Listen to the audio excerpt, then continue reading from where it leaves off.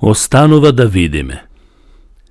Треба да се нагласи или да се спомне тоа дека Господ во многу случаи во Библијата го предупредуваше својот народ да не прават гревови, како што прават другите народи кои живееја стихино и без Божјо познавање.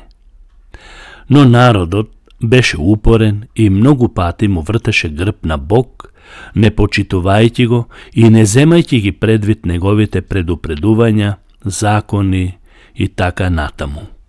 Во такви моменти Бог им испраќаше непријатели, болести, маки, страдања, кои ги пробудуваше преку тоа привремено, се додека повторно не го заборават и не му свртат грб.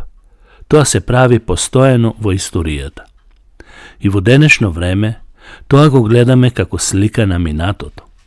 Долго време се проповеда Библијата. Во некои земји беше забранувана да се чита, а потоа се даде слобода да се чита Библија. А во некои земји и сега, додека зборуваме за тоа и пишуваме, се забранува Библијата да се чита. Но тоа не е единствениот проблем. Туку оние земји кои се издигнаа преку самата Библија и кои станаа држави врз нејзините начела и закони, дозволија да вметнат во нивните устави содомски гревови, сметајќи дека со тоа ќе ги унапредуваат правата и ќе создадат праведно општество без дискриминација и без проблеми. Почнаа да ги менуваат законите и да им ги наметнуваат и на другите земји, што до одредена мера и успеаја. Господ долго време тоа го гледаше, го трпеше и се уште го трпи. Сонцето изгреваше на исток и изгрева, зајдуваше на запад и се уште е така. Па се чинеше или се уште се чини дека ништо не се менува, се си тече по планот. Но сега слушам, читам и самиот заклучувам дека Бог зборува на друг начин, бидејќи начинот кој досега го имаше како да не вроди плод.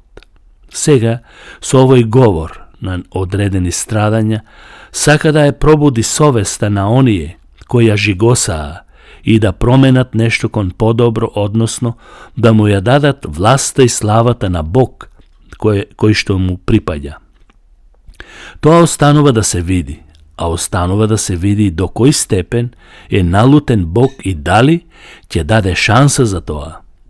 Ние му се молиме да ни се смилува како во Псалм 103, а дали ќе не послуша и дали ќе промени нешто останува да видиме. Важно е да сме будни, трезвени и да му дадеме слава за се што прави на овој свет. Овој свет секако не ни припаѓа. Еден ден треба да се сретнеме со Бог. Но додека отидеме кај Него, должни сме да ја кажуваме вистината дека Бог не дозволува да биде изигран од човекот, од неговите созданија. Човеку, промени нешто во законите и во сваќањата преку покаяние и вера, за да се смилува оној пред кого сите ќе дадеме сметка за нашето однесување. На Господ Бог нека му е слава во сите векови. Амин.